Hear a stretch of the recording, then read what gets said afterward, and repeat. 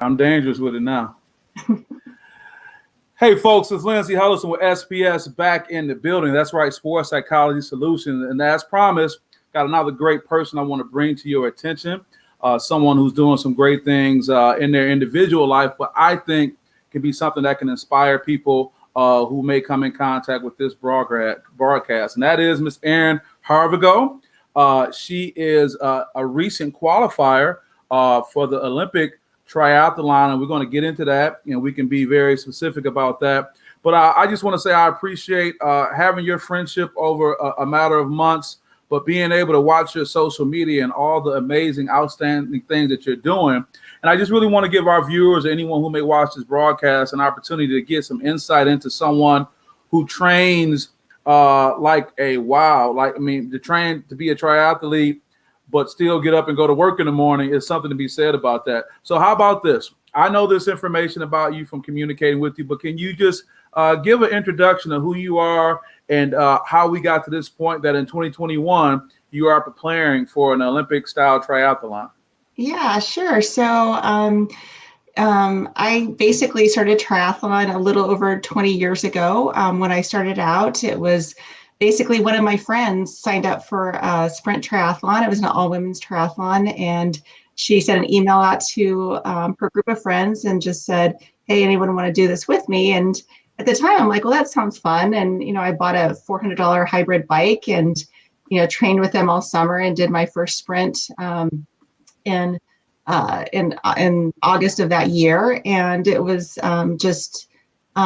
it was fun, but, I really didn't think that I was going to do another one after that. And so the next year, my friend signed up again, and I decided that, I really liked the race experience, but I wasn't an athlete growing up. So, it was something that was a little bit foreign to me. And so I just thought, well, I could probably do a sprint distance and not have to train, and I'll just have that be part of like one of the hobbies I do. So did that for several years. And then I moved from Seattle to New York. And when I moved to New York, I was looking for, that social group that you're always, trying to find when you move to a new place, and stumbled upon a triathlon team that was training there. And, more just for the friendship aspect of it, I, started training with them. And then I realized that I was much better when, I started, training as opposed to just kind of showing up at these sprint triathlons. So, it's been kind of an interesting journey for me, because I would never call myself an athlete.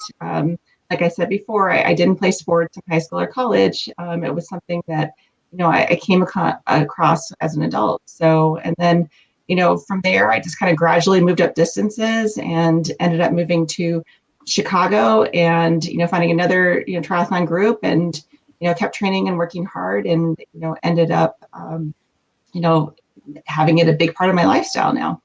Right. Well, that's wonderful. That's great. And for our viewers who will watch that, to give them an idea, I'm going to put some images up of some distances. And can you kind of give us a little bit of coaching on what is what and what are you running? If you can see the formats that I have up right here. Yeah. So those are the basic formats. The one that is still missing actually is the Ironman distance, but I can talk through that. But okay. So like what you're about to do is not even listed yet, huh?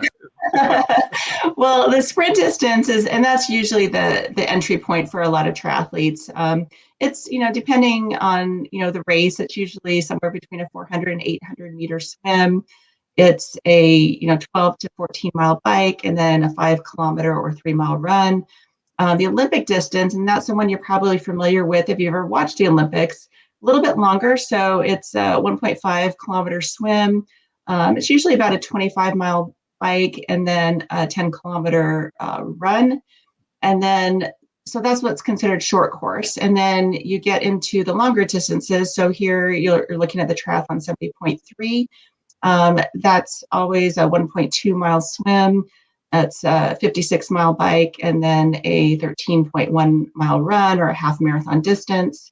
ITU long distance is a little bit different. So ITU, I don't want to get too in the weeds on this, but it's, sure, you're able to draft on the bike, where in other triathlons you're not allowed to. I don't really race ITU, but then you always get to the Ironman, which I think most people are familiar with because of seeing it on, on TV, and that's, the 2.4 mile swim, the 112-mile bike, and then the marathon at the end. So, Wow. so that is considered a long course along with a 70.3. And honestly, that's my favorite distance. I really prefer the long course.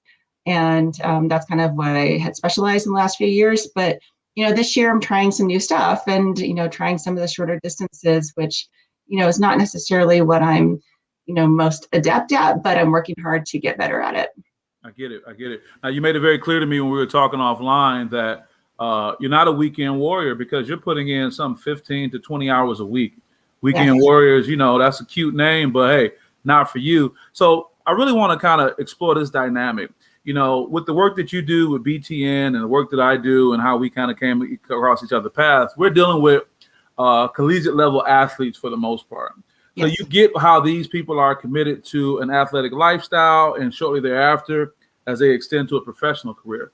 But you and I, who are further along, in our professional career, talk about the different mindset between being a collegiate athlete, even though you were not one, and neither was I, to be honest, but to be able to be a professional that has to get up and go to work in the morning, but still has a 15 to 20 hour athletic work week. Yeah, there's similarities and there's differences. I can tell you from, getting into triathlon, I have such a great respect for the amount of time that collegiate athletes put in to be at the highest level of their sport and still, have the whole academic load on top of that. So that is a lot of balancing. It's a lot of, hard work. I'm sure it's a lot of sacrifice on their end. And, I think I get it more now that I participate in triathlons than I probably did before. Everything's a balance, and I think it's, finding things that you're passionate about. And if you're passionate enough about it, you're going to find the time and you'll make the sacrifices. So, for me, that means, getting up before work and working out, going to work, and then, usually training at night as well, too. So, Well, let's shock everybody with your time. You talked about the time you get up, but let's shock the world when you talk about what time you get up. I usually get up at 4 a.m. 4 a.m., 0400. Yeah, so Military time. it is, and I'm not a morning person either, so Wow, so you really that's always a challenge for me. So. Well, when you say that time, I'm not shocked. I'm normally off for 4 hours or so sleep. I'm up at 04, 05, and the reason I wanted to highlight that because even with you saying you're not a morning person, there's something, and I'm sure you will agree, so serene about that time. It's like the world is still kind of, waking up, and you almost have an advantage because of the things you can do. So the reason I want to highlight that, because I think people have to understand that there are only so many hours in a day. And if you could commit yourself to spending that kind of time, there's so much more you can get out of it. And I think when you have that kind of attitude, you don't need an alarm clock in a sense because you're having something that motivates you. Mm-hmm. Now, you talked about being a professional, but still having this type of experience. And what I really want to get at is how do you differentiate between your colleagues at work around the water cooler who said, you did what this weekend? You're about to do what? Compared to your Betty squad that I want to talk about, that is your group, and how important is it, as I put this awesome logo up, just like that, right? Colorfly. Exactly. And how important it is to have a group. So talk a little bit about the Betty squad and how important they are, because I'm thinking that's who you were talking about when you said you got with different groups when you were in these different cities. Yeah, so there's like local triathlon teams that I've trained with as well too, and for me, I'm a very social triathlete. I love to train with other people, and some people are able to like do that 100-mile ride on their own, and it doesn't faze them at all. But I'm always trying to like gather up my friends and see who I can convince to go do that. So that picture you're showing right now was all members of the Betty squad, and we did a century ride down in South Florida. They look like they need no convincing to go ride. They look like they're down to hang out and have a good time. Yeah, no, not at all. And just really strong women and, really passionate about what they do. And so that's also very motivating when you're around other people who share your same interests. So I joined the Betty squad in 2015. So this is my 7th year on the team. And the Betty Squad is basically a group of women that have been brought together by Kristen Meyer. She's the founder of Betty Design. So the kit I'm wearing today and the kits you showed up on the screen are her designs. And she is a triathlete who has been in the sport for a long time. And, I can definitely say when I first started out, there really wasn't a lot of women's fashion when it came to triathlon. And Kristen came in and, kind of, just disrupted the race course. And she created women's specific triathlon clothing that was just beautiful and just made you feel really confident when you raced. And so, I discovered her like probably the year before. One of my friends was on the initial Betty Designs team, and I just loved what she did. And it was great to, start to wear those kits, because now I can go out on the course and, people will cheer me on by saying, go Betty. And I answer to that as often as I do Erin. And the race I did this last weekend, I saw a lot of different women wearing the Betty Designs kits. And it's just fun to see. And you just kind of feel like you have that connection with people. But, I've met some great people. It's a worldwide team. So there are people, all over the world in different countries. And, we are all kind of bonded by this endurance sports lifestyle. So really grateful for that opportunity to be on Betty Designs and to have met so many great women over the years. I want to talk about Betty Design for a second. To me, as a casual observer and seeing that and knowing that there was something going on, I agree. I'm sure it probably makes you feel confident, but there's something kind of like edgy and badass about the design. It's kind of like, whoa, it's kind of like you see it. And for me, it draws you in even more because of like the balance of skull and a butterfly. I mean, my goodness, it's like you don't even know what part you want to be pulled into more. But I think it's something very powerful about the psychology behind the design, and that so many people show up with it, and it's always like a good look. And when you share that background, that says a lot. Talk about some of the personalities and the people that are part of this, international crew of, pretty much lady superheroes. What does it range from as far as the type of people that are involved in this? There's a wide range. That's what I think is so interesting, is that everyone has a great backstory. There are people who have done, all sorts of interesting things, in and outside of triathlon. So there's professional women. There are women who are, mothers. There are women who do these long course, crazy 100-mile, running races. There are people who are just starting out too. It's just, it's hard to define really, who that person is, but we bond really quickly. And I know, especially during the pandemic, when everything kind of shut down, a lot of us were on our indoor trainers, and we would get on Zoom calls, and we would, just do our rides together. And for me, that was such a lifesaver, especially the first part of the pandemic, when you kind of could get lonely and you were, kind of looking to have that connection with other people. And just having people that you may not have ever met in person, but were able to talk to and develop that bond was really great. And, I just feel really blessed that I have, all these, amazing women that I call my friends now, that I would not have met through Betty Designs and being on the Betty Squad. And I think that's true of just triathlon in general. Like, I feel like people think of it as an individual sport, but inevitably, when I go to a race, I'll end up meeting, other competitors. And, by the end of the race, we've exchanged, Instagram handles. So that just happened to me, last weekend. I was, on the bike course. There was another girl, and she and I were pretty comparable in our bike speed. And I would pass her, and then a little while later, she'd pass me, and vice versa. And finally, at one point, I think I passed her, and she said, "This is great. We can keep pushing each other." And then she found me afterward, and we just, stay connected. And, I've met those people throughout, my many years competing in triathlon. And, it's just really inspiring to see, everything that they do, in their lives, and getting that opportunity to meet people that you normally wouldn't without triathlon. So that's always been a huge plus for me, and something that I've really enjoyed. Now, I really appreciate that, because the reality is that a sports psychology consultant, of course, I'm keeping an eye on the psychological impact of COVID. And when you talk about having an entity that you can connect to, that one is a part of your interest, two is healthy, because it's not necessarily saying you're doing things that can harm your body, so to speak, at least during the race, right? I don't know what you guys do after the race, right?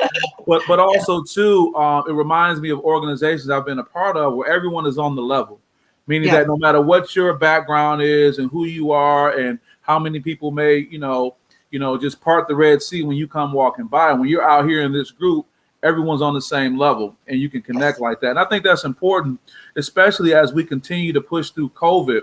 We're not out of the woods, yes, but I think that to have these type of opportunities that can, one, bring people in who are beginners, who are newbies, who are not coming with this long athletic resume, but can feel warm and welcome. So I'm hoping as people listen to this broadcast or watch it again and whatnot, they can see that, because there may be a lot of people who are still looking for places to be vulnerable, try something out, and then be around a collective group, if that makes any sense.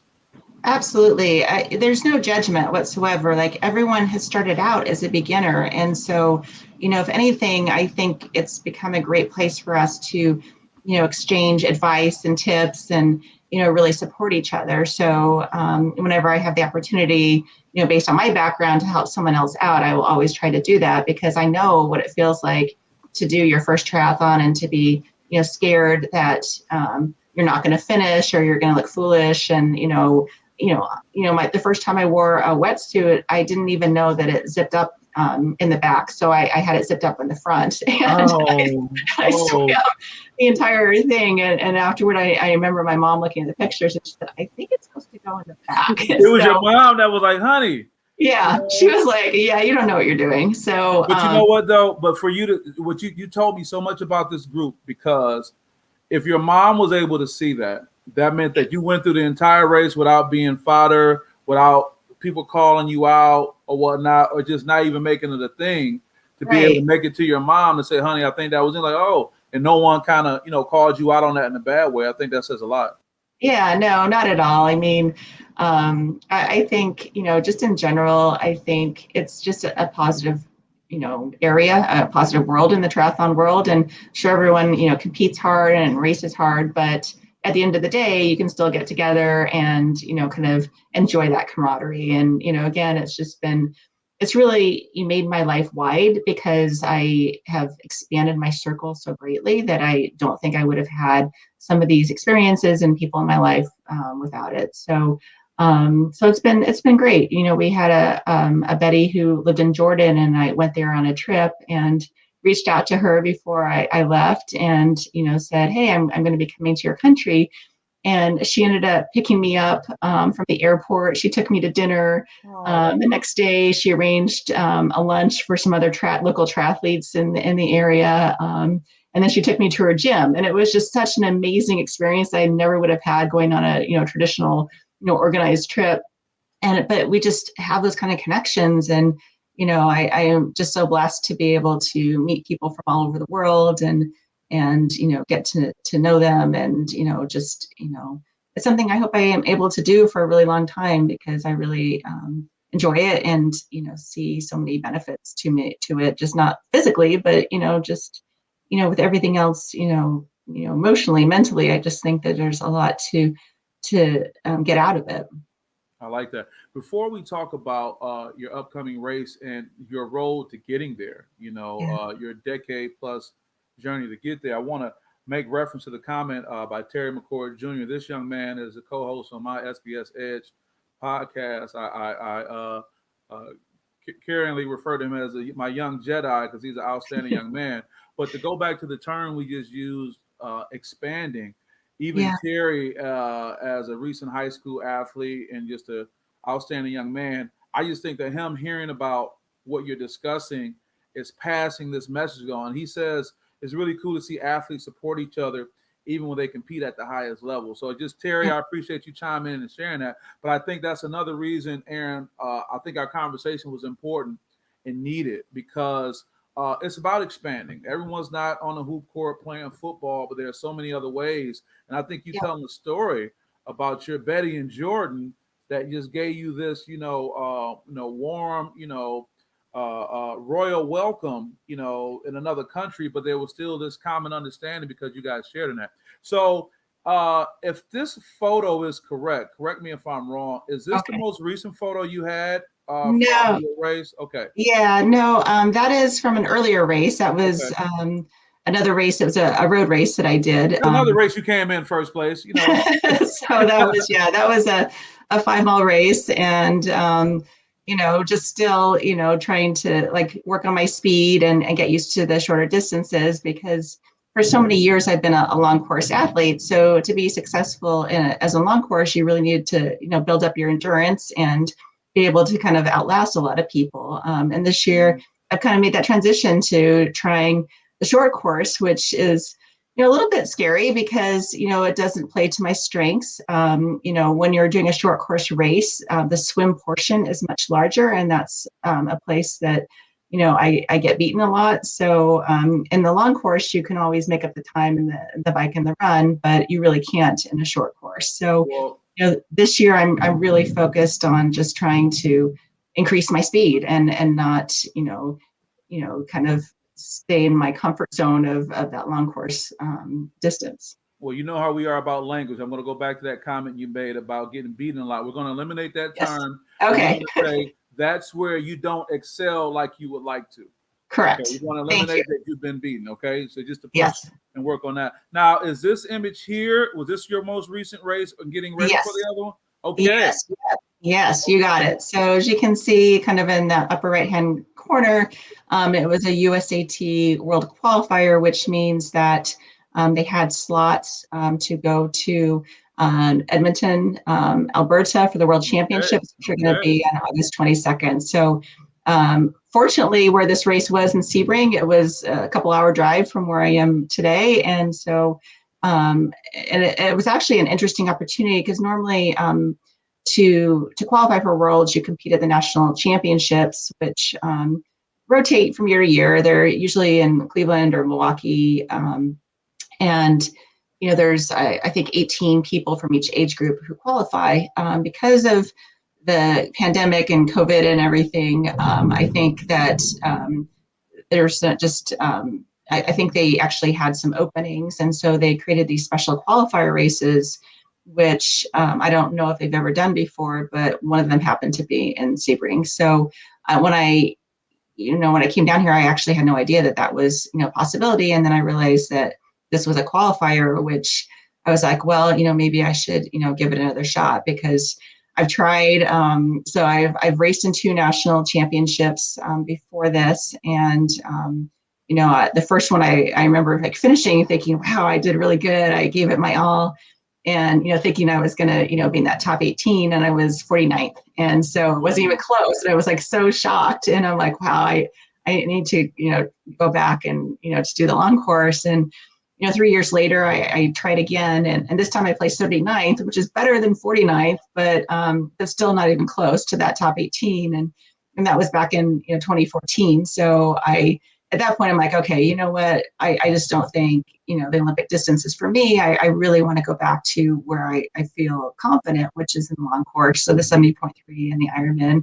Did that for many, many years, and so this is me kind of starting over again and trying. And, I just am so excited that I was able to qualify last weekend and get to go to Edmonton, which, by the way, there are many Betty Squad members who live there. So I'm so excited to see a lot of them for the first time. So in person. So, as well as, some of the other Betty Squad members who have qualified as well. So just really, looking forward to it. And, some of it was, just the luck of having this extra qualifier so close to where I am, and being able to participate. So can't wait to see what happens this year. Yeah, it's been a 10-year grind, and I think that's a lot. We got a question that's come in for you. One of our great supporters of the SPS Edge broadcast, Aaron Mays, he wants to know, Aaron, how do you maintain mental focus for each event? Very good. I like how you said each event.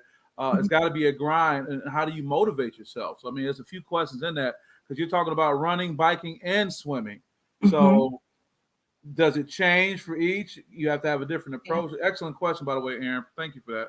Yeah, so it is a good question. And, I think mental toughness is extremely important in triathlon, because I've seen personally when, I get down on myself or don't think I can do something, it affects your whole body. So you really have to think about, how you're fully engaged in the process, not just from a physical standpoint, but from a mental standpoint. So I think the first answer to your question, Erin, is, it really helps to have a big goal. So I found if I don't have a big goal, it's so hard to get up at 4 a.m. to go train because the alarm goes off and you just want to sleep through it. So that is have something that motivates you. And I think from person to person is probably different. But and I also think it's important for me, and one of the reasons why I'm trying short course this year is just to mix it up a little bit, to give me something different to work towards. And my coach is Melanie McQuaid, who is a multi world champion professional triathlete at the exterior level, and she also is a very successful Ironman triathlete as well. And what's your coach's name again? Melanie McQuaid. Melanie McQuaid. Shout out to Melanie McQuaid. Right. Yes. So she is, just a really just very intuitive, smart triathlete. I've really learned a lot from her. And, going into this race last weekend, and, I'm nervous about it because, I just, I'm not sure how it's going to go. And it matters a lot to me.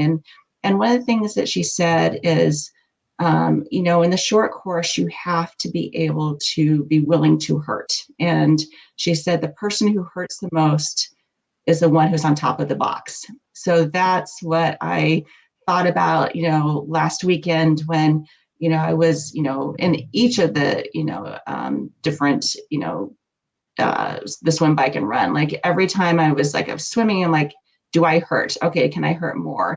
On the bike, I'm like, am I hurting enough? Look at that person who's, 40, kilometers in front of me, can I catch that person? And it just, and then on the run, it was 100% humidity. So that was not hard to hurt at all. I think everybody was hurting on that run. So, but I think that's a really good focus because I think, for the short course, that's really the key and the secret. For the longer course, you can be uncomfortable and be willing to be uncomfortable for a long time. But for those short distances, it really is just going full throttle and doing everything you can to move yourself forward. Erin, obviously in the work that I do, I'm big on quotes, but my goodness, you have to be willing to hurt. The person that hurts the most is on top of the box. Yeah. When I talk to people about success, young people and people in whatever situation, I said, there's no real secret. There Mm-hmm. isn't this secret sauce, no pun intended, to where it's like, oh, you got to go left, right. No. What kind of sacrifice are you willing to give? And with this quote that she gave you, you were able to ask yourself that question to gauge. Yeah. Mm-hmm. And by asking yourself that, you say, no, you got a little bit more. But, Yeah. Talk about your willingness to give up that hurt, because we don't like to give up sleep. Yes. We don't like to spend money. You've invested hundreds of dollars, if not more. I should say $1,000, I'm sure, probably, in all the things you've been doing, and just all these things you have sacrificed. And you mentioned when we were talking offline in our communication that you kind of lost your why. Talk about the importance of searching and seeking that out. And I'm hoping that by people hearing that, it can kind of, rumble something inside of them that they may be coping with or trying to cope with, so they can find out if that's a fair question to ask. Yeah, no, I think that's a great question to ask. And, when you lose your why, you lose your way. And I think going back to Erin's question earlier about, kind of how do you stay focused and stay on the grind, it's probably a different answer for different people. But, I found that after years and years and years of, really long, grueling workouts, that, I just found myself, lacking a little bit of motivation. And, there's always, life, other things that go on in your life, and, it kind of maybe takes away a little bit of your focus. But, I recognized in myself that I needed to take a break and just kind of recalibrate. And so I did that. So it was kind of in the middle of 2019, and, I wasn't, mentally engaged or emotionally engaged. And then when you're not mentally or emotionally engaged, then your physical ability just isn't there. And so, I did other things and, just kind of took a break. And then, of course, I wasn't expecting, I had signed up for all these races in 2020. That was going to be my year as coming back. And then, the pandemic happens and kind of throws us all off course. And so, but I also think that, whenever you get into that kind of a situation, you find other ways to move forward. And, for me, one thing that I was always kind of interested in trying was stand-up paddleboard. And it was, I thought you were something going to say stand-up comedy. I'm like, you do comedy? I know. No one wants to see that.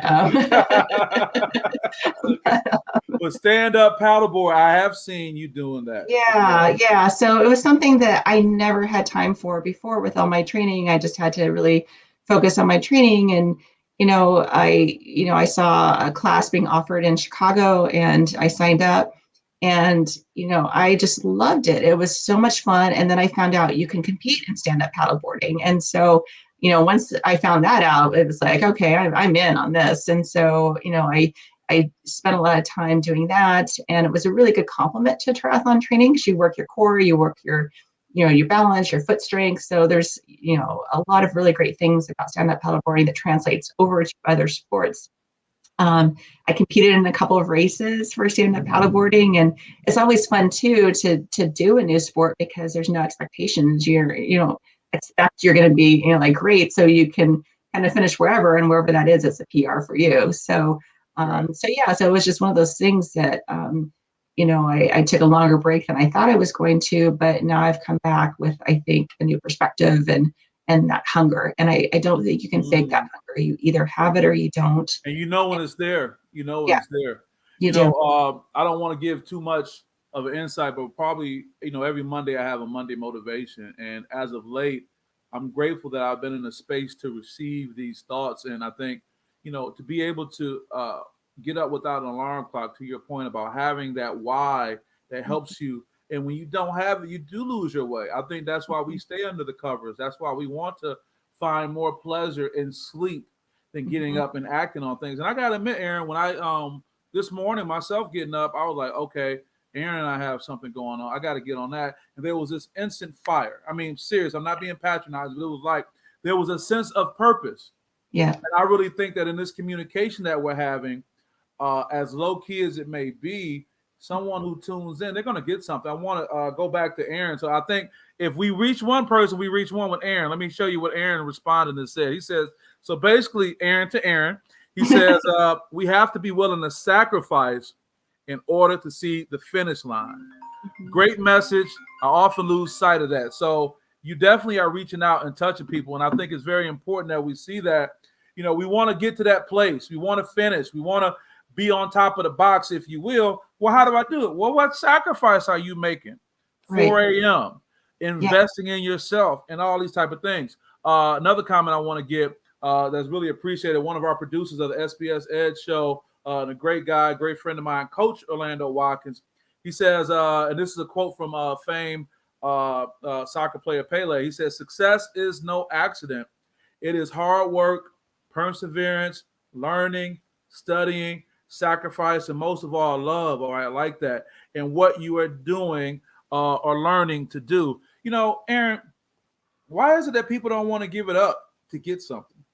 Why is it that you have so many people that want to get a cheat code or want to be able to get the hookup or get around it and still get that feeling at the end? Why do you think that is? I'm going to actually quote something else that Melody said, and she said, winning isn't for everybody. And, come on. Winning isn't for simple but powerful. Yeah. Winning isn't for everybody. Talk about that. Yeah. So I think, whatever your life journey is, that's your life journey. And that's, you got to figure out what makes you tick. And, for some people, it may not be sports, it could be something else.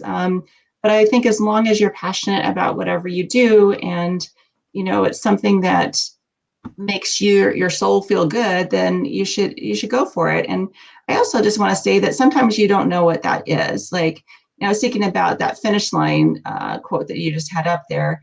And I didn't cross any kind of a finish line until I was an adult. I had no idea what that experience was. So that first sprint triathlon that I did was the first time I'd ever crossed a finish line. And it was amazing. Like, people are there, they're cheering you on. You feel like a rock star. What a rush, I can imagine. Yeah, it was just so great. And I'd never experienced it, like not, being an athlete growing up. Let me ask you this. Was there an addiction that was created right there? It wasn't initially because I think it was still a little bit too foreign for me. I can tell you when the addiction really started, and that was after my first Ironman. So I did my first one in 2016. I didn't have a coach at the time. I was basically putting together my own training plan that I found in a book. I think it was called something like Women for Triathlon. And so I self-trained myself and got myself ready to do my first Ironman. And my whole plan is I'm going to be one and done. I just want to do one Ironman. I want to know what it's like. And so my first one was in Arizona, and I went out and did it. And I was so nervous going into it because I'd never done those kind of distances before. And the way I broke it up was I'm like, okay, you know what? I'm just going to do the swim. And if that's as far as I want to go, then that's fine. I can say I've done an Ironman swim. And so I finished the 2.4-mile swim and I got out of the water and I felt pretty good. I'm like, okay, I can do the bike. So then I got on the bike and same thing. I was just like, okay, you know what? I am going to just do this Ironman bike. And then again, if I'm not feeling up to it, I'm not going to worry about, the run. I'm just going to, focus on this bike. So, I did the bike. I got off the bike and my left foot almost collapsed because I think I'd been in one position for too long. I had this sharp shooting pain going up my leg. So, I didn't, I never felt that before. I didn't know really what to do. And I'm like, okay, you know what? I'm just going to like shake it off. I'm going to try to walk and then hopefully this pain was going to go away. And I remember like leaving transition two and, people were cheering me on and they're like, you can do it. But I would look in their eyes and they're looking at me like hopping along and they're like, yeah, she's not going to make it, but I kept going. I wasn't, I was mostly walking it, but I remember there was one woman who was on the sideline with her daughter, and she said, show these girls what women can do. And like those kind of things were just so amazing. And the other thing we talked, I know a lot about the social aspect of triathlon. So so the girls that I first did my sprint triathlon with ended up coming down to Arizona to cheer me on for my first Ironman. And at this point they had, they weren't doing triathlon anymore, but they wanted to support me, and having them there was so amazing because every time I turned around, they were there, cheering me on and, kind of just being a part of the experience with me. And it just meant so much to me. And when I qualified for Kona, they came out for that too. So I am just so incredibly grateful to have those kinds of friendships that, just it makes such a huge difference when, you're doing the sport to have, people that are surrounding you with that positivity and, are cheering for you as hard as you're cheering for them.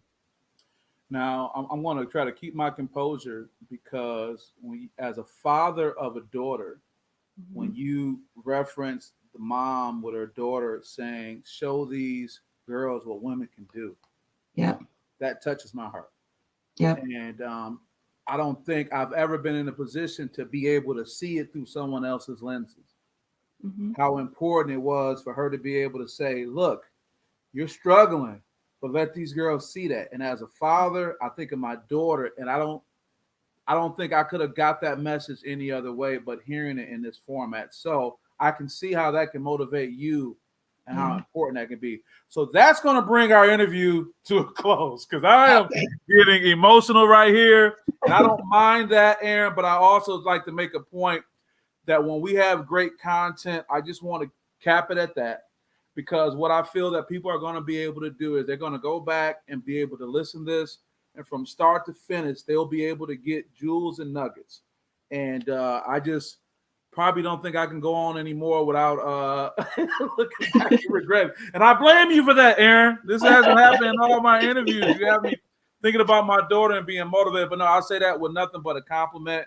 Wow. I appreciate you sharing. And just to think that you once said, hey, I'm not like those other athletes you interviewed. No, you're right. You are not like the other athletes I interviewed. So can I just say this in closing? Is there anything you want to share? We do know that you work with BTN, the Big Ten Network, and that's great to be able to have your work life and your personal life be similar in the work that you do. But, for any closing remarks, is there anything else you want to share with our listeners before we wrap up? Yeah, well, first, thank you so much for having me on. I've really enjoyed, talking to you about this. This is obviously something that I love, and I'd love to share that. I think the thing I would say is that,